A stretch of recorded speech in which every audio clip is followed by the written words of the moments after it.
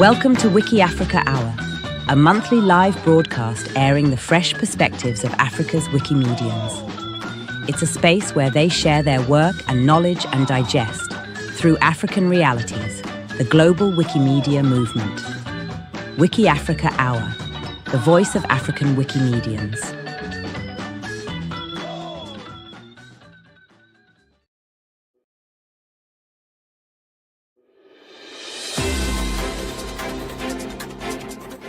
Welcome to the WikiAfrica Hour News, where we spotlight exciting updates, opportunities, and movement-wide conversations from across the Wikimedia ecosystem.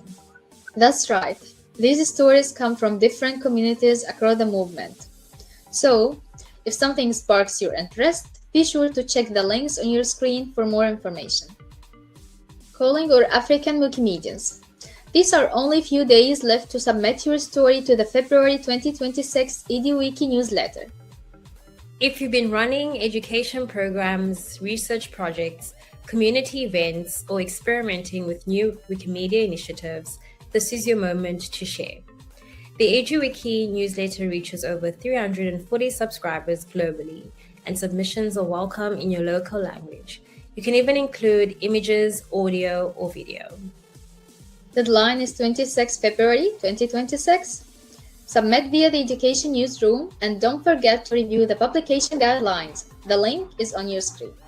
As we gear up for Celebrate Women 2026, 2 online workshops are happening to help organizers build stronger, more measurable campaigns. The first session focuses on event registration and collaborative contributions, teaching you how to promote activities, track participation, and measure impact directly on Wiki. The second session dives into the content translation tool, including multilingual article suggestions to make participation more inclusive. The dates for the workshop are as follows. On the 25th of February, there is the content translation, and on the 26th of February, there is the event registration tools. Live interpretation will be available in French, Arabic, and Portuguese, with Spanish support. Register via the links on your screen. The Wikimania 2026 program call is officially open. This year's theme is freedom, equity, and reliability. Community members, affiliates, volunteers, and partners are invited to submit session proposals that reflect the diversity and creativity of our movement. Submission deadline is 1st March 2026. Results will be announced in May. If you've got an idea, panel, workshop, lightning talk, now's the time. Details and submission links are on the screen. The Wikimedia Futures Lab has been exploring a big question. How do we stay relevant in a rapidly changing world? From declining trust in open information to AI-generated content and shifting regulations, the Futures Lab is creating a space for experimentation and collective strategy. You can now explore a podcast interview series, presentation slides, and an experiment tracker dashboard. This is about deepening movement belonging, understanding global trends, and proposing adaptive strategies. Links are available on screen for more information. The Creative Commons Open Culture platform has released highlights from 6 community-driven projects supported in 2025. These projects span Africa and Latin America and showcase what happens when local leadership meets open knowledge tools. Highlights include training over 180 librarians across Nigeria, Kenya, and Ghana in open licensing and digitization.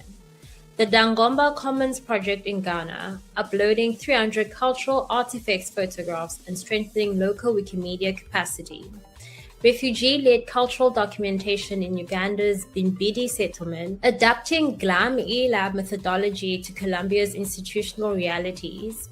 Commons in the classroom in Brazil, publishing over 5,000 freely licensed heritage images. And Nigeria's Public Domain Conference 2025, resulting in over 28,000 historical pages uploaded to Wikimedia Commons. These projects demonstrate that openness isn't just technical. It's relational, contextual, and community-driven. You can read full project stories via the link on your screen. And that brings us to the end of this WikiAfrica Hour News update. Thank you for tuning in and staying connected. Catch all the updates, links, and featured items on the WikiAfrica Hour news page on MetaWiki.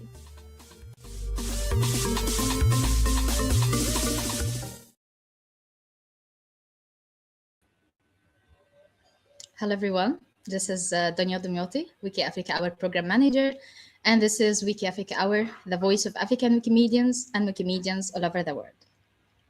Thank you for joining us. This is the 55th episode of WikiAfrica Hour, and actually we have an important announcement related to this number of episodes at the end of the session, so please stay at the end. We're going to start. We hope you enjoyed the news, and now we're going to start with the main conversation. And lastly, instead of presenting and in focus sections this episode, we have an update related to WikiAfrica Hour this year. So for this interesting episode for today, we're going to speak about the misinformation and disinformation and how Wikipedia fights them. And our guest host for today is Dr. Michel Bakni. Thank you so much, Dr. Michel, for accepting the invitation to moderate the session today. Dr. Michel holds a PhD degree in electronics. He's a lecturer in Elestia Institute of Technology in France. He's a long-time Wikipedian with 10 years of contributions and has more than 120,000 edits in the Arabic Wikipedia. These contributions focus on feature contents. Dr. Michel also is a graphic designer, a graphic maker with more than 300 images uploaded to Commons. Again, thank you, Dr. Michel, for accepting the invitation to be with us today. Personally, I'm so interested for the conversation, and I'll be backstage. Mic is yours now. Thank you. Thanks, Donia, for giving me this information, for giving me this opportunity to start this episode. And today we will talk about a subject that is really a hot subject.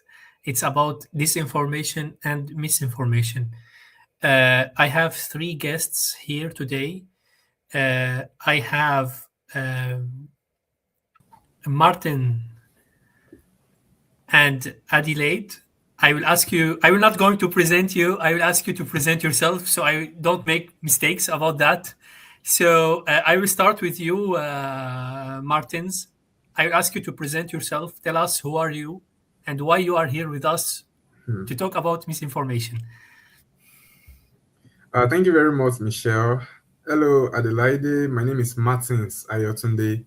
I'm a fact checker and media trainer. I'm with the academy team at Code for Africa, where we basically empower journalists, civic tech actors to fight misinformation and disinformation, particularly in the African context.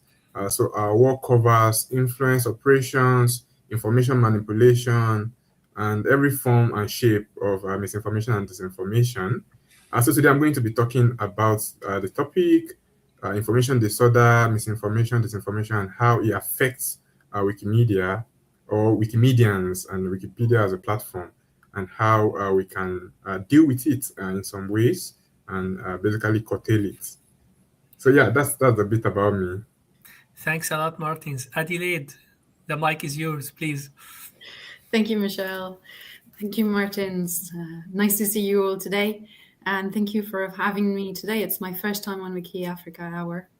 It's an honor. So I work at Wikimedia France. I've been there for 8 years. And my main mission is to support the online community on Wikimedia projects. And as such, I'm working on different topics, one of which is disinformation. So we try and provide as many tools as possible, be it training, technical tools, resources to communities so that they can fight disinformation as much as possible. And we also work with labs, research labs, for example, and government agencies to try and analyze where disinformation is coming from and what we should alert the communities about. So that's one of the aspects of my work. I'll just plug this here. I'm also coordinating Wikimania this year. So if you have any questions, drop me a line. I'm also in the Wikimania chat on Telegram if need be. I will start with you, Adelaide, because I have questions related to Wikimania and related to the subject of this broadcast. The logo of Wikimania this year is liberty, equality, and reliability. It's freedom, equity, because we felt like equality wasn't doing the job well enough. Yes. And reliability. I pronounce that in French. So yes, it's freedom, equity, and reliability. So I want to ask you about the last one. It's very related to the subject of today. Why did you choose this last motto, this last word, to be the logo of Wikimania this year? We chose this word to be the last one of the motto and one of the most important ones, because these three words are all representing issues that we feel the Wikimedia movement has to face in the next years to make sure that it lives on and keeps giving viable, reliable information to the greater public. So reliability felt really important to us because we saw a number of threats coming towards the Wikimedia movement regarding reliability. Should I name them all, or do we not have time for that? One of which, so some of them are governments trying to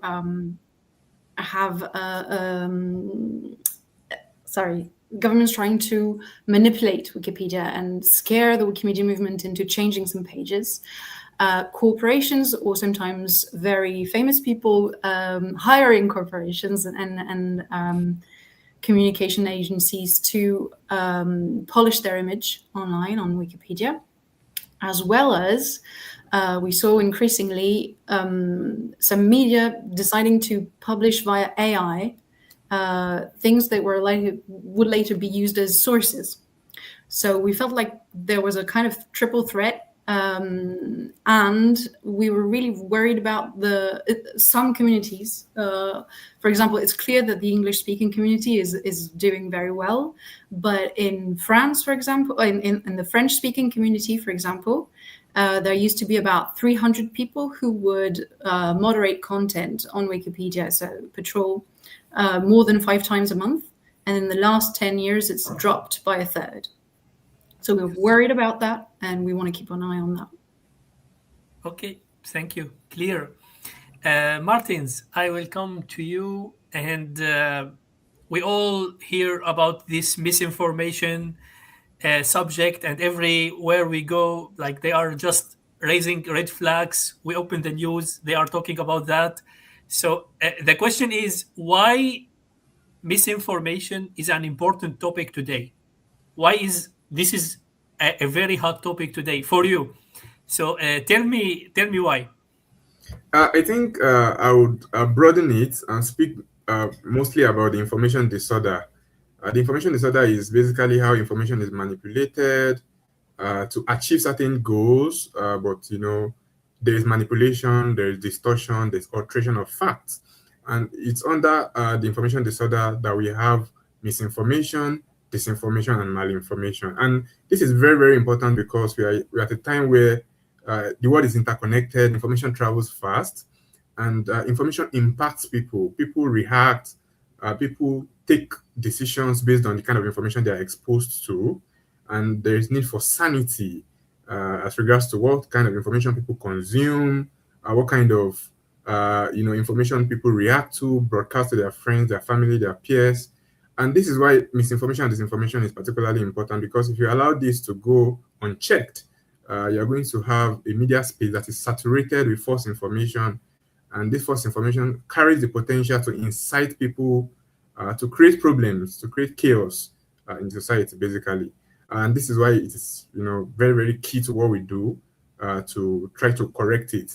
And Adelaide mentioned something about control. In recent times, there are government agents, powerful corporations, even some foreign entities who are interested in, certain communities, certain localities. And what they do is that they kind of sow seeds of misinformation, disinformation, which affect people's political choices, people's behaviors, and all of that. So beyond just fighting at a surface level, we're also looking at the actors. Who are the actors? What are their motivations? And how can we nip this in the bud? So yeah, misinformation, disinformation, they might sound like buzzwords, but they are very, very important in the current social media climate we find ourselves, so that, information is, there is information integrity, basically. Adelaide, I come back to you. You are part of the Wikimedia movement. Can you give us like one example of a misinformation case that we have in the, like, this is like a recent misinformation case, we have it now in the Wikimedia community, and how do we deal, what we are doing to deal with it? There's a couple of things I could say. One of the cases that I want to talk about specifically is Wikipedia in Croatia, Croatian Wikipedia. This is a version of Wikipedia that had fewer editors than Wikipedia in English or in French or in German, and therefore had a more vulnerable community. And in the early 2010s, a group of extreme right militant, extreme right protesters decided to start writing on Wikipedia and to actually muzzle the Croatian version of Wikipedia. They managed to scare editors, new editors, into not editing. They managed to rewrite in history in entire Wikipedia articles. And little by little, they were able, via elections, and because they were, a big group, considering the number of editors that were initially on Croatian Wikipedia, they were able to gain power within the community.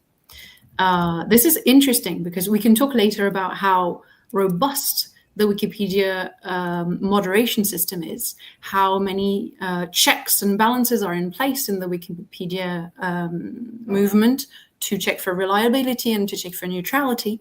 And they managed to go around it because the community was scarce and because they were, a good number of people. So this is possible, and this is a cautionary tale for all of us.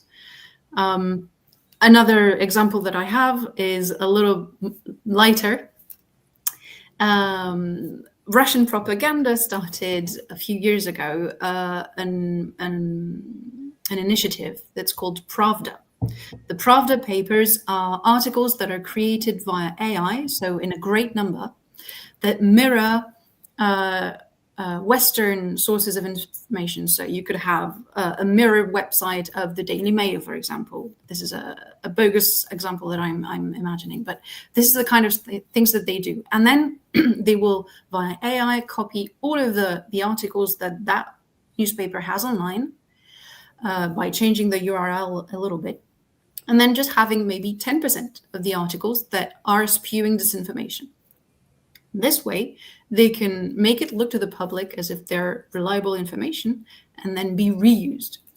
And what was interesting was that in the last 4 years, the Pravda papers were able to get into the corpus that was used to train AI. And AI companies for a couple of years weren't able to detect that they were using this disinformation that was coming from the Pravda papers.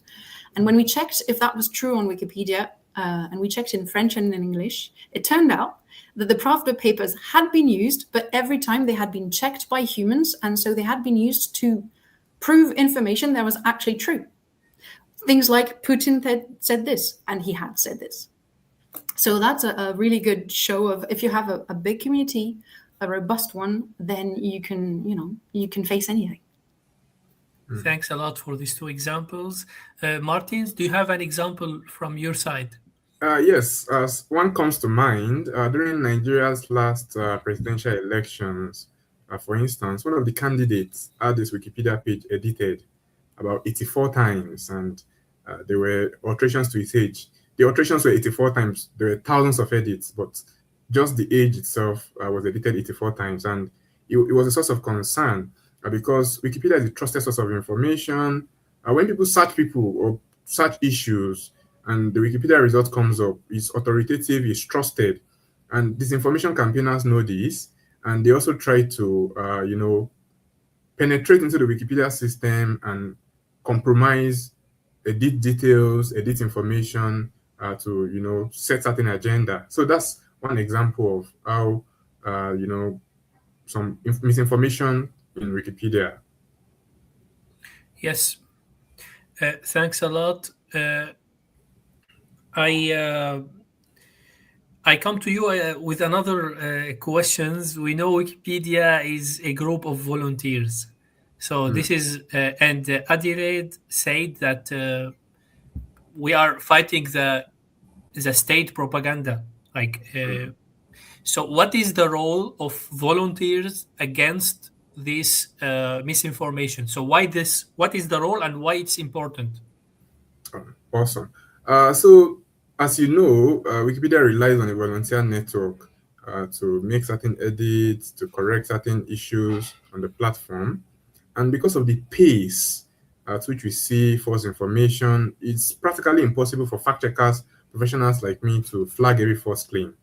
And that is why one of the things we do in the African Wikipedian Alliance, which we also manage as a community at Code for Africa, is to teach Wikipedians, Wikimedians, editors how to conduct basic verification checks and, see articles, question them, interrogate them, and fact check them, and, make sure that they don't find their way into the system.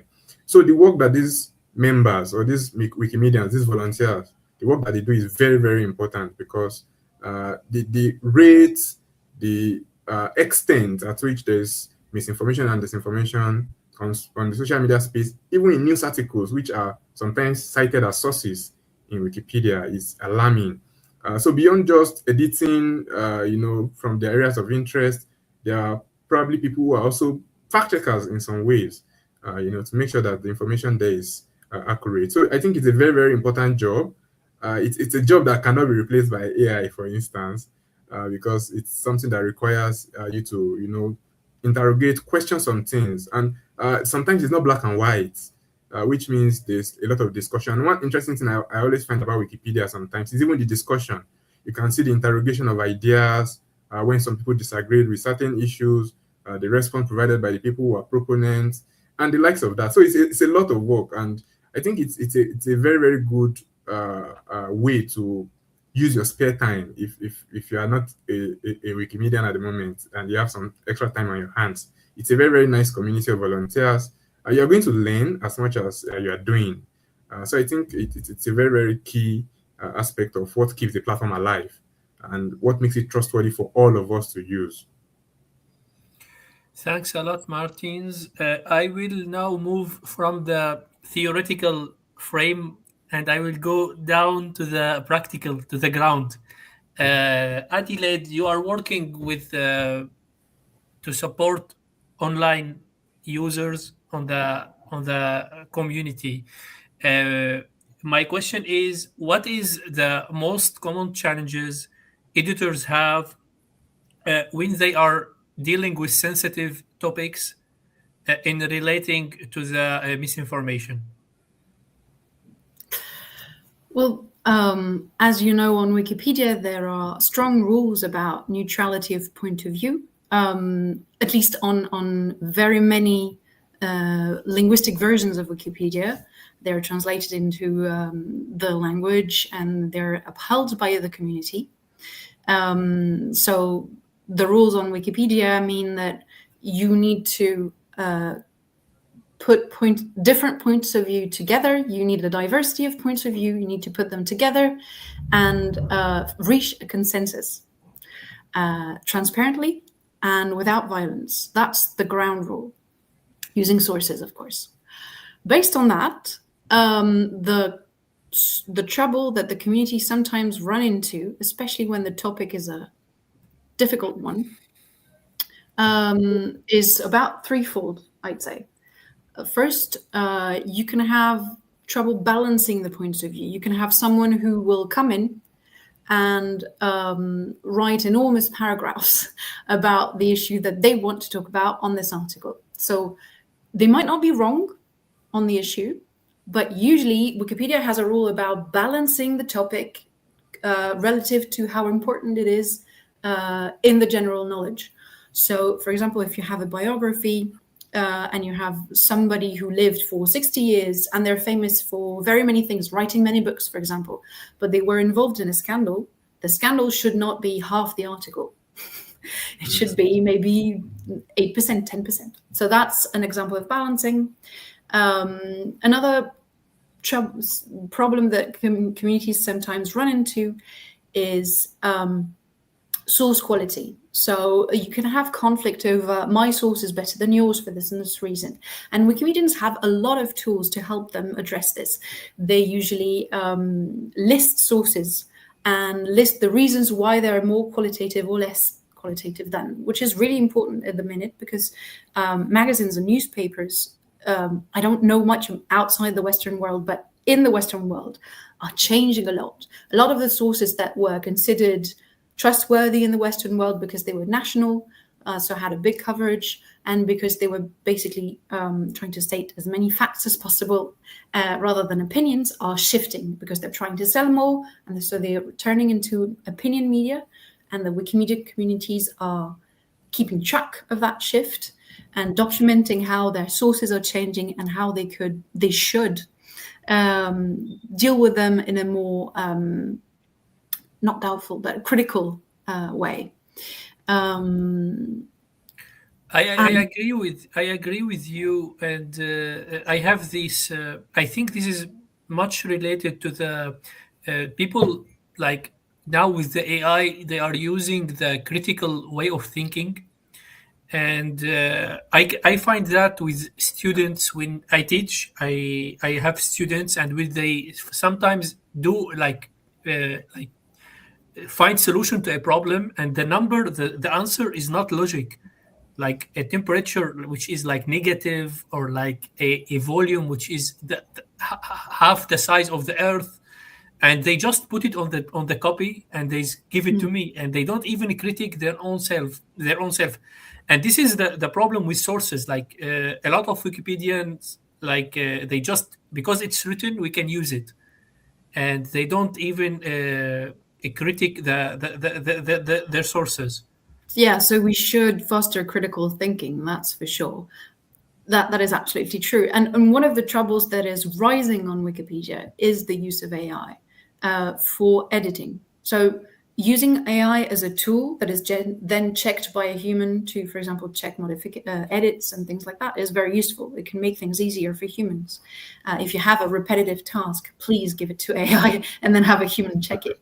But if you're trying to edit Wikipedia via ChatGPT, for example, the problem is that ChatGPT is trained on corpus from Wikipedia to fine-tune it, to make sure that there aren't too many problems, too many hallucinations, too many mistakes. They fine-tune it on Wikipedia. If you're using an AI to generate content to go on Wikipedia, and then Wikipedia is used to train new AI, this is a risk of AI collapse. So you would have a risk of losing knowledge over this process where you're basically recycling old knowledge. The other problem that this is causing is that this is exhausting to the community. If you have people editing Wikipedia, the community has to find new ways of checking if this is edited by AI or not. And AI is evolving very fast because they're injecting a lot of cash and putting out many new versions a year. So Wikimedians have to keep up with this. They have to spend a long time checking it. Once they've checked it, they have to prove it.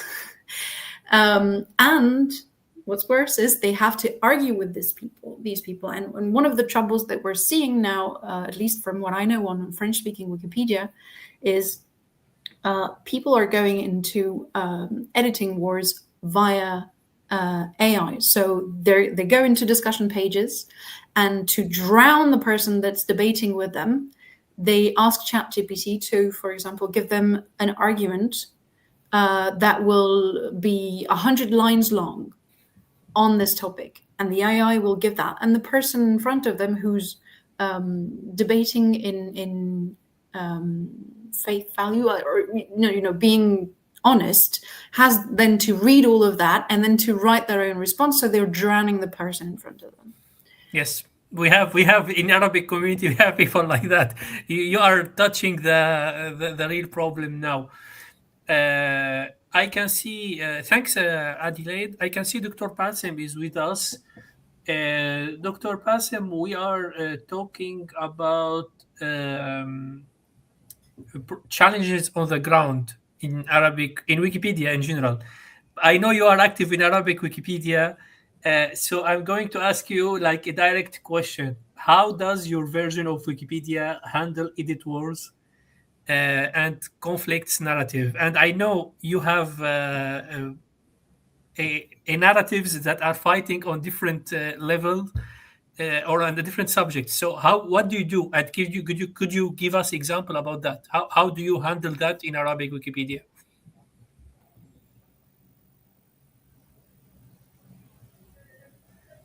We cannot hear you. You are muted.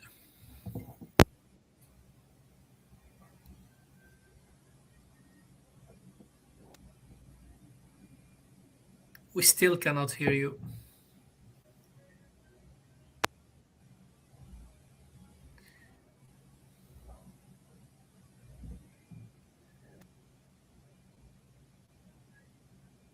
No, we cannot hear you. I will let you do Yeah, give me a second, Michel. Dr. Bassem, I think your mic have a problem in the connection to the laptop. If you want to, drop it. Just try without it. Clear? Yes, Yeah. perfect. Okay, concerning the edit wars on Arabic Wikipedia, well, usually whenever this occurs, we require a neutral administrator to intervene and protect the article from further modification.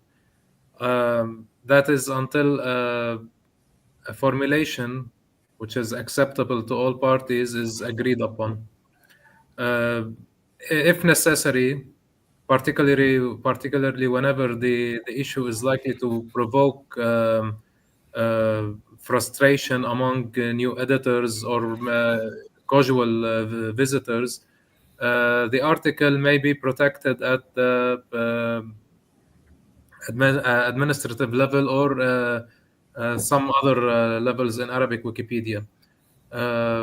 For example, the article might be restricted to users holding the editor rights only, or it might be limited to administrators, or we can prevent IP addresses only from editing this article or making certain changes. Now, such measures are usually implemented progressively. We usually start with temporary protection for a few days. If the dispute persists, protection might be extended to a week, then a month, and in very sensitive cases, it might reach indefinite protection. Now, in the Arabic community, and I'm sure as well, it also takes place in other language editions of Wikipedia.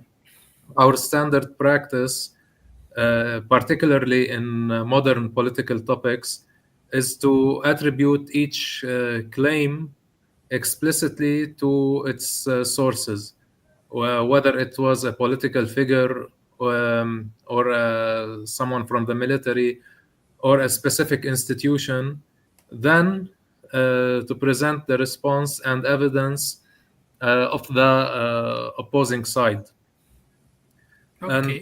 and so forth. Okay. Thanks for this clear answer, Basim. I will come to Martin's now. Adelaide talk about balances. I want to ask you about imbalances. Do you think like language, geography, access to sources can affect how the truth is represented? So tell me how imbalances can contribute to the misinformation. So I'll start by saying that facts are sacred, truth are not necessarily, because what people perceive to be true is influenced by a lot of factors, some of which I've mentioned: geography, economic power, and the likes.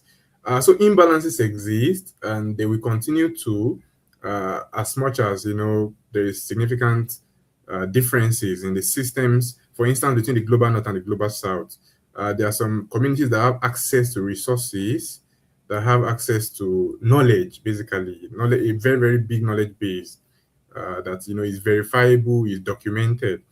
In some parts of the world, particularly in the global south, you see that history, events, happenings are not as documented as you find, in the global south, or in the global north. I beg your pardon.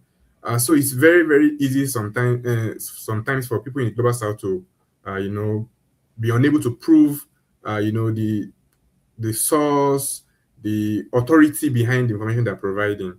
And this is going to create a system where you might know something to be true, but because you are unable to prove it because of the limited resources that you're exposed to, or the poor history keeping, records keeping processes, you're unable to authenticate something as you should.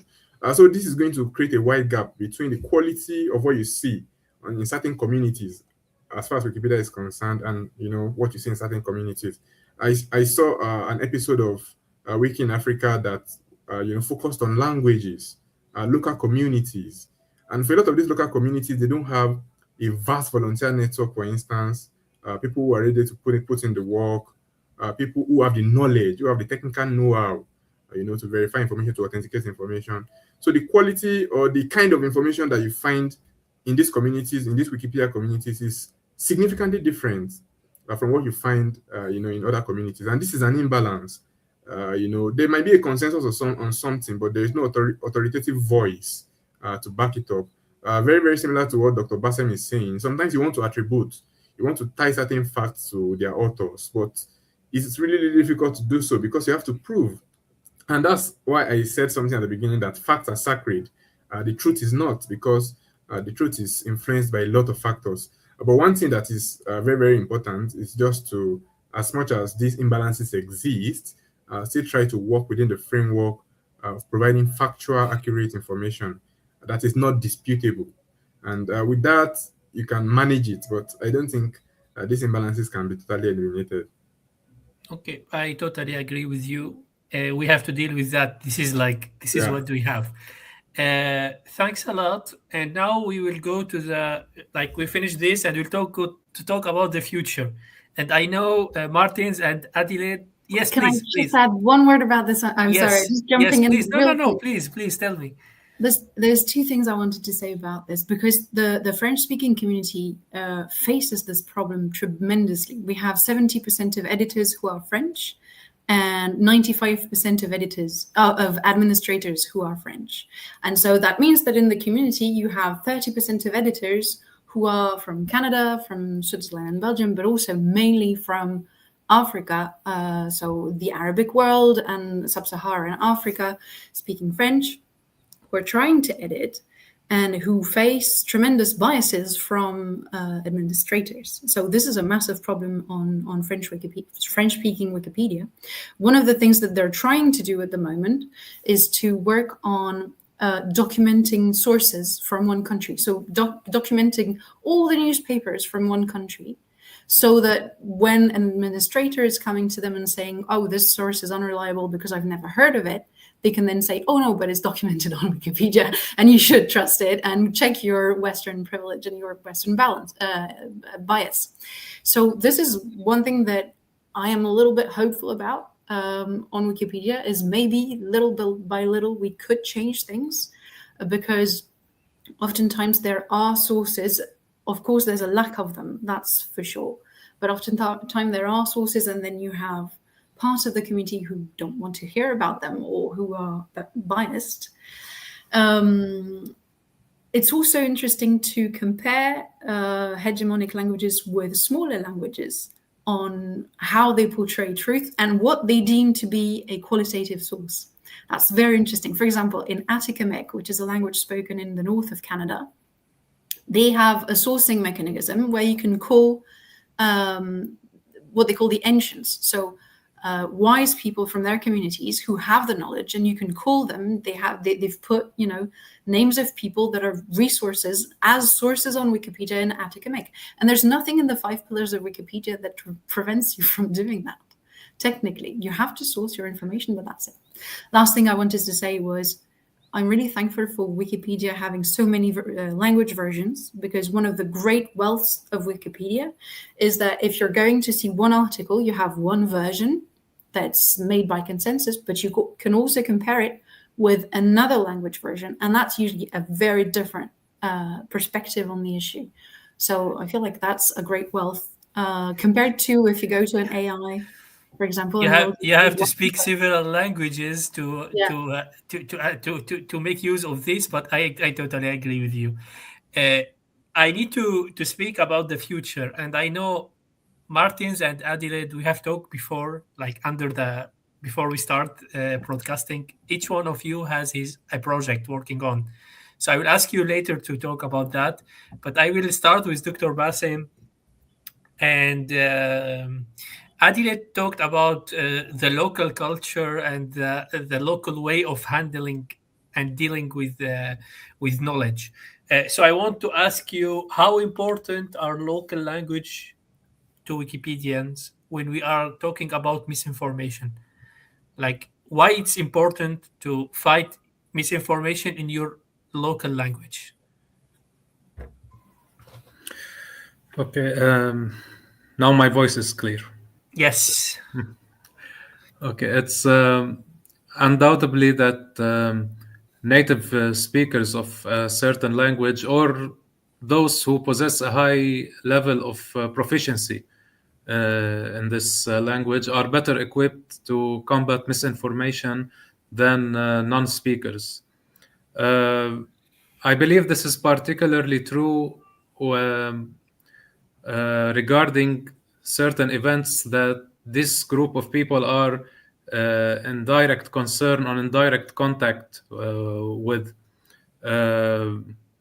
Whether this group of people share the same ethnic background or culture, or even if they are a national community. I recall the well-known Arabic proverb that says, أهل مكة أدرى بشعابها, which translates to, the people of Mecca know its mountain passes the best, which, in other words, you know yourself, you know your country, you know your ways better than other people do, no matter how these people are well educated or well knowledge of your way of life or culture or country or whatever. So this advantage stems from this group of people, the ones who I said they share the same ethnic background or cultural or whatever. It stems from their ability to access a broader range of sources written in their own language, and to distinguish between those that are reliable and those that are not reliable to a certain degree, at least, or they can at least make a certain type of balance between the conflict of information that might be shown on Wikipedia. That's what I believe. Okay, clear. Thanks. Clear enough. Martins, the future is the AI. Like, we cannot deny that. And you told me you are working on a project related to that and related to misinformation. So tell us more about your project and how can the project fits in the misinformation battle. All right, thank you. So one thing we've noticed now is that AI is powering disinformation. As much as AI is used for a lot of good, disinformation campaigners, bad actors, they're also using AI as a means to, promote certain narratives, plant certain things in the social media and the mass media space. And because of this, as a result of AI-generated disinformation, AI-generated misinformation. And we are in an era where the lines between reality and what is AI is becoming really blurry, because AI is improving. And if you could tell that, oh, this is obviously AI generated yesterday, today it has made certain gains. So sometimes back it was very, very easy to spot what was AI generated, but now it's not as easy. Even in terms of text, AI is getting very, very good at it. And our approach to solving this problem is the concept called pre-bunking. Pre-bunking is when you teach people, you empower people to be able to evaluate information, critically examine information. Because, like I said, as fact checkers, we are limited in how many people we can reach. We are limited in how many claims we can fact check. We are limited in how many misinformation and disinformation we can flag. So it is practically impossible to flag everything. And our approach is to empower individuals, to be able to spot these things on their own. And my project is an interesting one. It's a game, because I also understand that we are in an era where attention span is very, very short. People don't want to read long articles. You could write an explainer on AI and misinformation, and it's 1,000 words. People just scroll to the end, and you lose them, quote and unquote. So I have designed a game that you can play on. It explains the workings. It shows you how AI misinformation, what it looks like, and how you can just basically examine it. It's simple on the surface, but if you play the game, you would understand, some clues, some red flags. Because as much as AI is getting better, it's not perfect. And what this means is that there are certain red flags, there are certain things that we can see, that we can question, that we can, doubt. And this doubt is very, very important, because it means that we don't just consume everything that comes our way. And so the project is basically an AI game. You are going to be shown some pictures, and you have to guess if it's AI generated or not. So if you guess correctly, of course that's good. But if you don't, you now see some explainers, some red flags, some explanations, basically telling you why it is AI generated, telling you things to look out for, telling you the red flag. So it's still a prototype, but it's an exciting one. And I'm very, very confident that when I put that out, people interact with it. It will also make them resistant to AI generated information, AI generated disinformation. Okay, great. Adelaide, I will come back to you and to tell me about the prompt report. Yes, and you wanted to hear about the future. What can Wikipedia do to improve media literacy in the future? And I love this question. I was thinking about it when you asked it earlier. I have three things. Wikipedia is really useful to fight disinformation in the future in three very different ways, actually. The first one is via its data. The second one is by being a model. And the third one is by being a safe space. So why is it a safe space? Because one of the troubles with the online space nowadays is that it's become full of algorithms and ads to try and monetize attention. It also means that it's feeding on buzz effect, and on shame and on scandals. And usually it puts people on the spot. It's using your data, it's selling it. A lot of platforms, if you think of social media, they're gathering your data, and a lot of AI is doing that too. And either reusing it for their own purposes and or selling it to other companies. Wikipedia is a safe space in that it doesn't gather information about you. It allows you to hide yourself behind a pseudonym while still being accountable for what you do, because your username makes you, followable. You can see what you do. It's also very respectful of human brain health. If you go on Wikipedia, you are not going to brain rot, as we say now. There's no enshittification, which is a disinformation term. So there's no turning Wikipedia into a flooding of disinformation, because it's one space. You edit one page about one topic and you have to find a consensus. So you can't really have a buzzing effect. You can't have a multiplication of disinformation channels on Wikipedia. So that's why it's a safe space for our brains, for our identity, for our private lives. It's also a model because it can show other platforms what they could be. It can show people how they could work towards a consensus, how they could create a public good.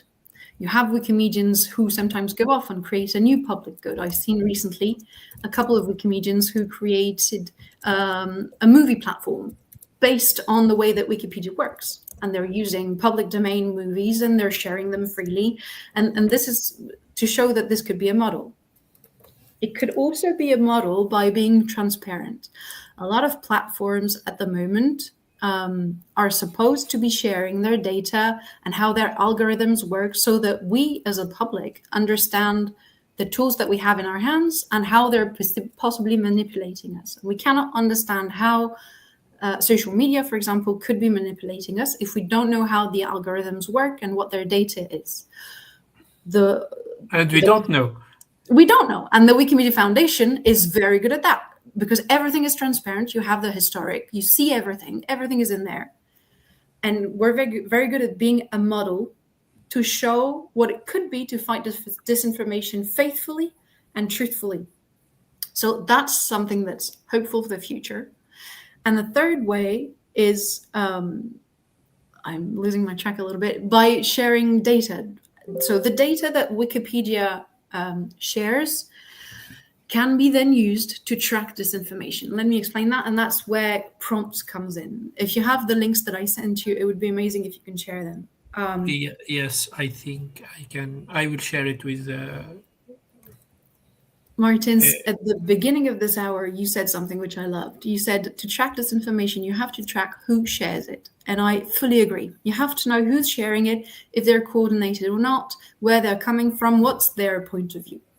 You also have to know their narrative. So if you want to follow disinformation and spot it, you have to know what kind of big narratives they're trying to spew.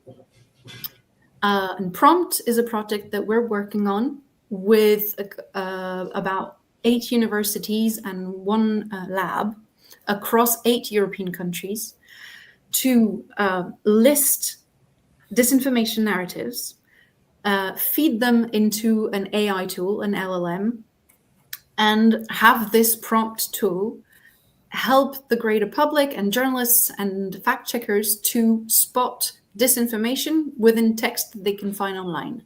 So the idea is you could find a theory online and you want to know if this could be disinformation, you feed it into this tool and it gives you a result of, is this related to a disinformation narrative that we've seen before? So this is helpful for the greater public that doesn't necessarily have the time to go fact-checking everything. And one of the ways that Wikipedia is helpful in that is that the data from Wikipedia is used as a baseline for what is actually considered as probably true. And as a result, because we also want to make Wikipedia more robust if it's going to be used as a fact-checking tool, we've also made the Wikipedia sensitivity meter, which is there to analyze a great corpora of data and show which articles are more liable to have disinformation in them and why, according to about 20 different metrics. Things like, is there an editing war? Is this page blocked? Are there sock puppets editing on it? Do you have a lot of discussion going on? Is there like heat on it? So things like that. So the Wikipedia sensitivity meter is a great tool for monitoring batches of articles on a topic. And I really hope that by being transparent and using this data to feed these kinds of tools, we can then make sure that Wikipedia is more robust against disinformation and in return makes the world a better place. Thanks a lot. This is like inciting, and you open a lot of ways for me to and for the audience to think about. Thanks a lot. I will finish this meeting with a last question for Dr. Bassem. We are in the AI age.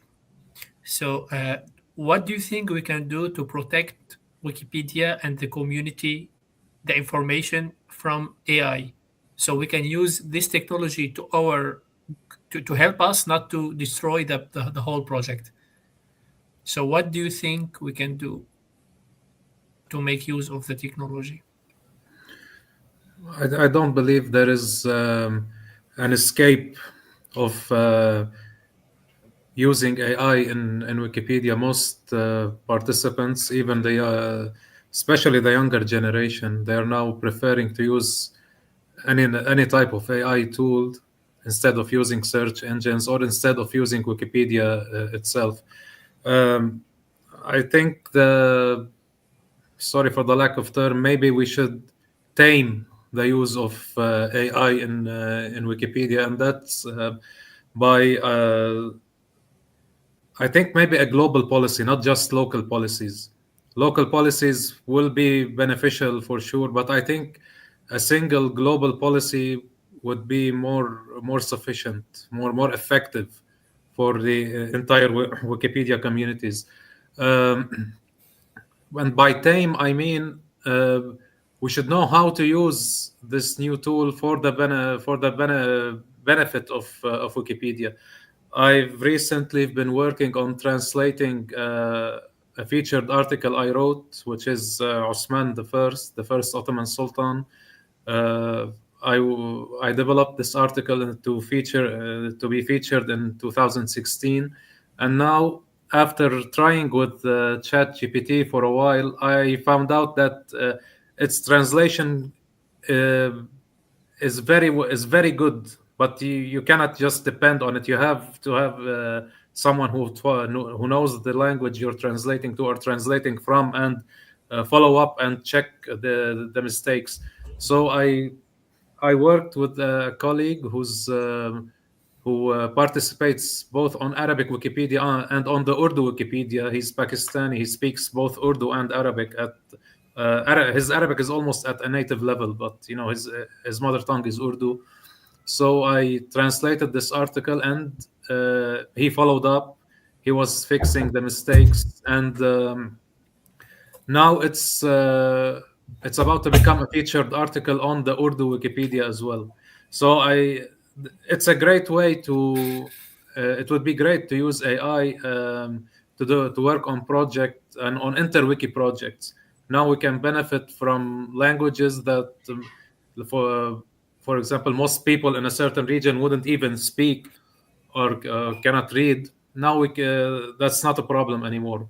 So we need just policies that would tell us what to do, how to contribute with AI in certain ways that are not harmful to Wikipedia, and at the same time ways that are beneficial for the AI systems as well, because Wikipedia, no matter what anybody says, Wikipedia is still, I believe, the main river that's flowing its information to the AI tools online. So I believe this would be great if we could find a global policy as well as certain local policies that specializes in each language, because each language has its own character. So we need to work on a global level and on a local level as well. Thanks a lot. Thanks, Adelaide, and thanks, Martins. We arrived to the end of this meeting. It was really interesting to talk to you and to have your perspective on this hot subject.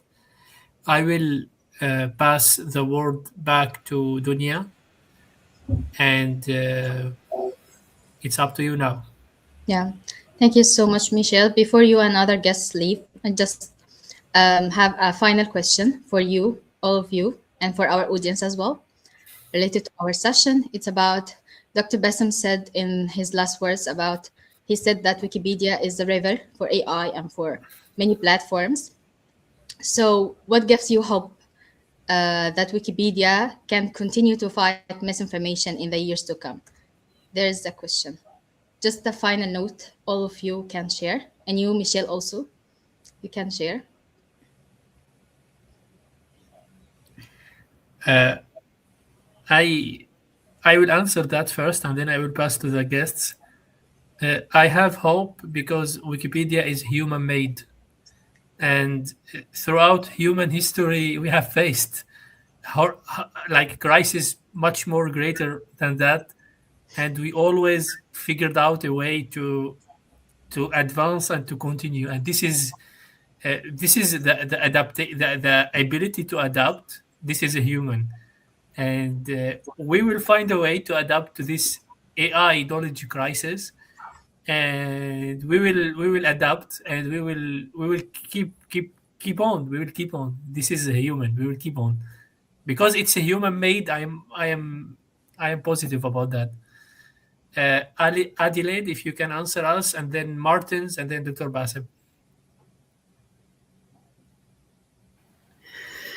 I agree with you, Michel. I think humans are very resourceful.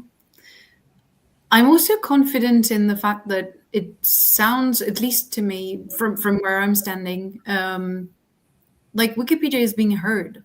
I don't know how you feel, but I feel like the 25th birthday of Wikipedia has brought a lot of attention on Wikipedia, and I feel like this is a great opportunity to tell journalists, to tell governments, to start talking to your local politicians about the fact that we need free licenses, we need legislation that helps Wikipedia stay alive. So having freedom of speech, of course, but also making sure that disinformation is not helped to spread, that big corporations are punished when they spread disinformation, especially around elections, for example. We've had cases of social media feeding so much on scandals and buzz that they actually feed disinformation during election times. Wikipedia is very good for calming all of this down. The last thing that makes me hopeful that Wikipedia can continue to fight is that, I said earlier, there's no buzz effect. Well, there's little buzz effect on Wikipedia. I think what makes me most hopeful is that Wikipedia is boring. Wikipedia is not there to grab your attention. It's very Web 2.0, and I think that makes it resilient. That makes it able to withstand pressure. It needs resources, that's true, but it has a lot of donators, and it has a lot of people in its community, and I think it's, simple enough and boring enough that we can, keep looking for the truth. But you see what I mean. It's not flashy. It's to the point, and it's over a slow time as well. You can take your time to prove that something is false on Wikipedia, whereas in our modern world, sometimes that's not the case. So I'm faithful in that. I think for me, I'll still agree with Adelaide and Michel about the human factor, but I think I'll add a bit more context. And that's the fact that the volunteer network, they are very committed. With the people I've interacted with in the African Wikipedian Alliance, they are really, really committed to making sure that the platform remains trustworthy, remains a very viable source of information, and they would not allow the forces of evil prevail over good. So I'm very, very confident in that network, in that model where, you have more people who are willing to do right than people who want to do wrong. And I think with that, we always come out on top. Because beyond the fact that, there's an human eye to verify, there's also an underlying commitment, a passion, people who are passionate about the project. And as much as we keep the passion alive, the project is always going to remain, very, very trustworthy, very, very reputable. And beyond that, I also have noticed within Wikipedia communities, there's also a desire to share knowledge. There's a lot of knowledge sharing, clusters of communities, organizing trainings, and all of that to fact check information. And as much as these things continue, it's going to be very, very hard for disinformation attempts to succeed on Wikipedia. So I'm quite hopeful that this is going to be a walk in the park. Dr. Basim? I believe Wikipedia will certainly survive this and will move on to the next chapter. And the reason behind this, I believe, the nature of Wikipedia itself and the nature of humans. AI, any AI tool will give you information, but it doesn't allow you to give back. While Wikipedia's nature is inviting you to give your knowledge to other people.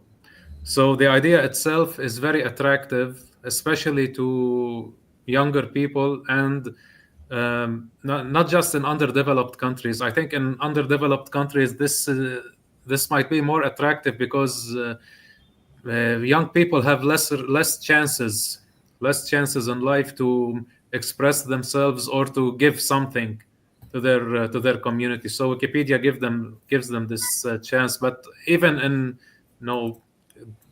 developed countries, it's a human nature. You want to give something, and you would like to see other people benefit from it. So because Wikipedia provides this, and there will always be people who will want to participate, to see their work grow into something.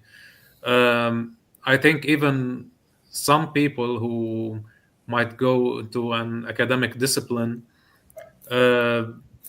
whenever they do participate in Wikipedia, this by itself will help Wikipedia grow more and more. Where else any AI tool will always be dependent on such mother sources like Wikipedia and others. So this by itself, I believe, will keep Wikipedia alive, maybe even after something more advanced than AI will appear.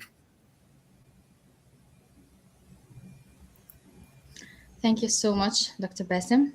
And thanks to all our panelists. Thanks, Michel, for moderating this. It really means a lot to us to have you all in this informative session. Hopefully that all our audience enjoyed it. So thank you so much. Now, as we finish the main conversation, we're shifting to the last part in our episode. And let me just, as a final note, as I said at the beginning of the episode, we have important updates related to WikiAfrica Hour in this year, 2026. So here is our updates.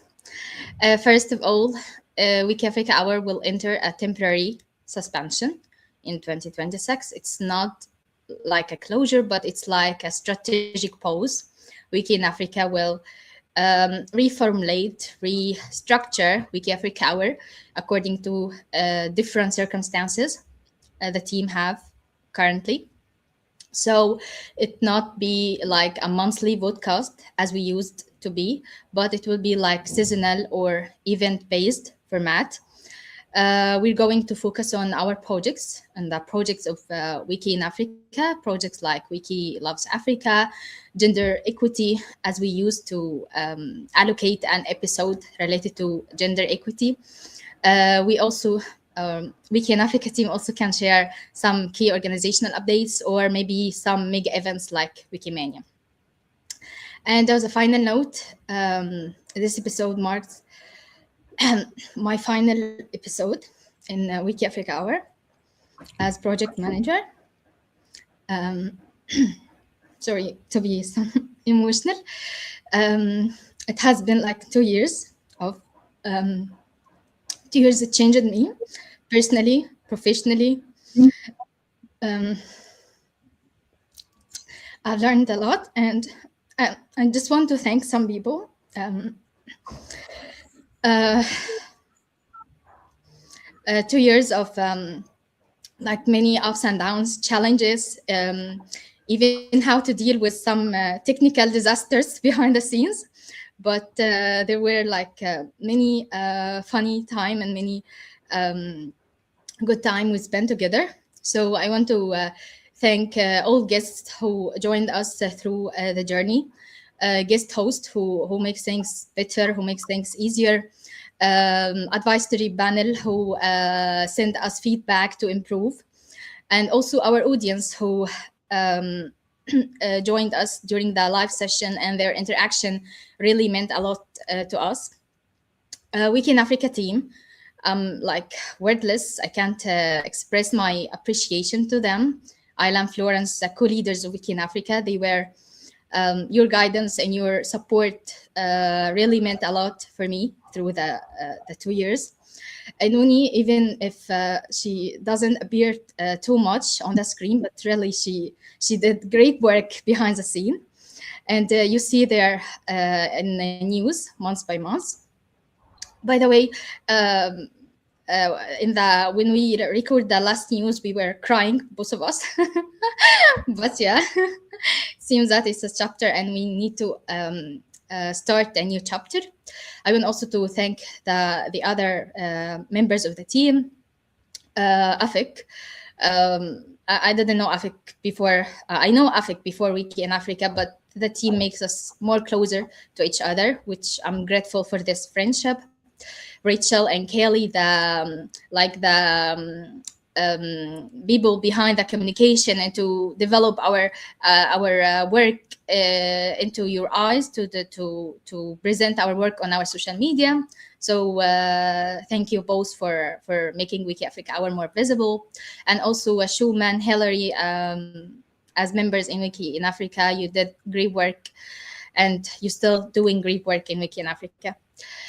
I didn't want to make it too long, but this is my final one, so I want to not to forget anyone to thank.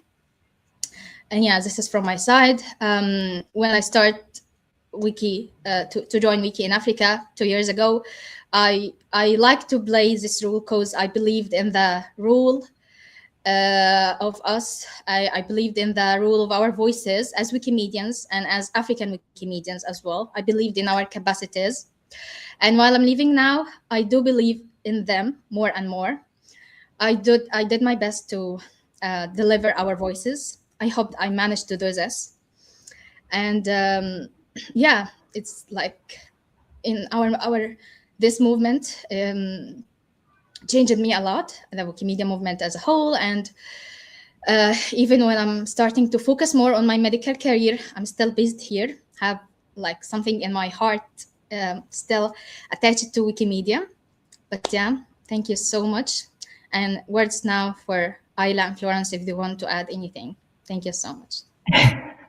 So I was going to add a whole load of stuff, but it seems that you've taken all of the words, which I think is great, Donia. We just wanted to also just thank you so much for the care and attention that you've made, and how you've taken something that existed and then completely changed it and made it wider and bigger. And that's because of the person you are. So thank you so much for the work that you've done. Also, the care with all of the different the different guest hosts and onboarding them. I know that's a level of training people in a new technology that happens every month, and I don't think people see that. All of that how you help to support the guest hosts. Just because they know the subject doesn't mean that they know how to work StreamYard and come into the digital realm this way. So thank you very much to both you and Noni. I know that Noni is scared of showing herself in front of everyone. And it's been, as Donia says, like this has been a very, very difficult decision to make in order to take pause WikiAfrica Hour. But we are absolutely dedicated to finding a way of keeping it alive, even if it's just in little bits, but also hopefully to bring it back again. So thank you, Donia. Thank you for being you, and thank you for being such a big part of this journey with us. Florence. She said everything. So yeah, I would say as a reminder, we started WikiAfrica Hour. It was back in 2021, so it was already over 4 years ago. And you are the third host for it. And well, the broadcast has changed a lot since you joined. It is run very differently, very efficiently. So really, thank you very much for this. It was a pleasure. And yeah, I hope you all the best for the next steps. Yeah. Stay in touch somehow. Stay a Wikipedian as well, and enjoy the time. Thank you again. And yes, good luck with saving lives and being strong in the rest of your medical journey. So thank you, Donia. Thank you so much. Right. Thank you, Ayla. Thank you, Florence. Yeah, sadly, we won't say see you next month, but we will see you in next WikiAfrica Hour. That Wiki in Africa team will be dedicated to find a way to be hosted. So thank you so much.